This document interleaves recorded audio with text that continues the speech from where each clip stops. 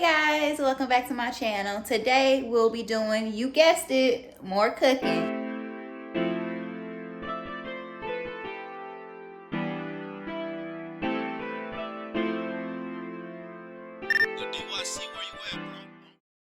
I'm gonna be making some country ribs today in a creamy mushroom sauce with some mashed potatoes and some type of vegetable to be determined.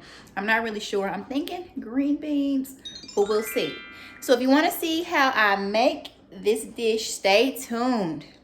All right, you guys, so if you hear my baby in the background, he is having a snack, so he might chime in a little bit. But first, what I'm going to do is just show you how I season up these country ribs. These are pork ribs, but you can use whatever kind of meat you want, honestly, for this dish. I think if you want to do beef or you wanted to do chicken, you could probably use them interchangeably with the same process. Yeah. So let me just show you what I'm going to season them with. Go in with some chili powder. Do you want some water? No. You want some juice box? No. What you want? I want milk. So guys, I have almond milk and regular milk. And normally I only buy almond milk, but for some reason I bought cow's milk. I think I was making something. I think pudding. I was making pudding. So I got a thing of real milk.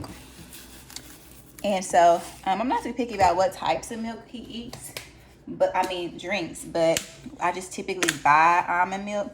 So anyway, lately I have been, this is rosemary, guys. I don't think I said that. So I added paprika, chili powder, minced onion, granulated garlic, and Creole seasoning, and rosemary. So I don't think I mentioned that, before. But anyway, back to the milk topic. So now when he's asking for milk, I'll ask him, what type of milk do you want? Do you want almond milk or do you want cow milk? So that's what he's talking about. He says he wants horse milk. He couldn't remember what animal it was. So give me like 2 minutes, y'all. I'll get you some cow's milk, okay? Silly boy. So what I'm going to do is, since I have some banana bread in the oven already, I'm just going to let that kind of marinate while the banana nut bread is cooking. And then once that's done, I'll pop this meat into the oven because it's already at 350, which is what I need it to be at. 1 hour later. I'll put them in the refrigerator and kind of let the seasoning marinate for about an hour and a half or so. Now I'm going to cover them up with some aluminum foil and put them in the oven. So let's check on these pork chops. Back up, pumpkin. This is a hot oven. So this is how they're looking after about 30 minutes or so.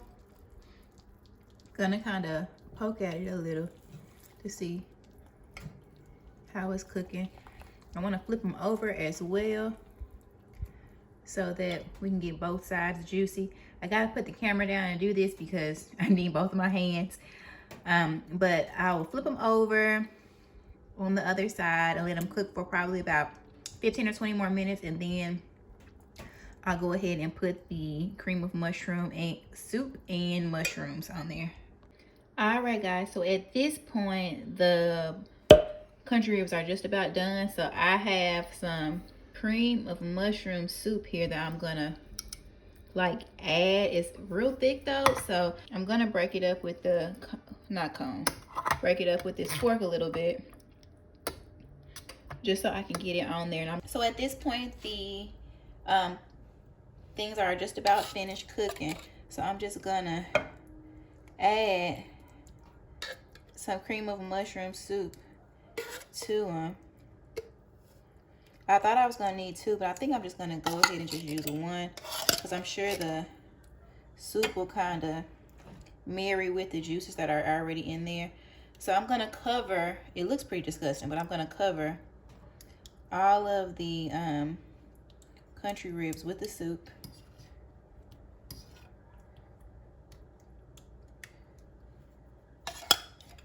I'm just gonna use 1 can. I had 2 cans out, but I think 1 can will be enough.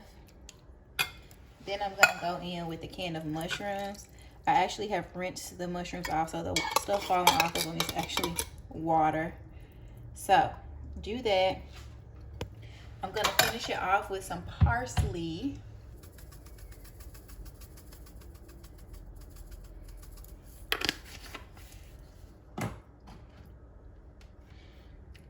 then I'm gonna just cover it back up and put it back in the oven for a while.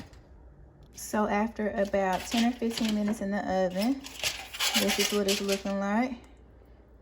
I went ahead and paired the meat with some mashed potatoes. I boiled the mashed potatoes in salt water until they were tender, drained the water, and then put the potatoes in this bowl. I mashed them up with about 2 tablespoons of butter and poured in about 1/4 of a cup of milk, maybe a little bit more actually. I added a little bit too much milk and they came out a little more thin than I wanted them to. Added some Colby Jack cheese and voila, here you have it.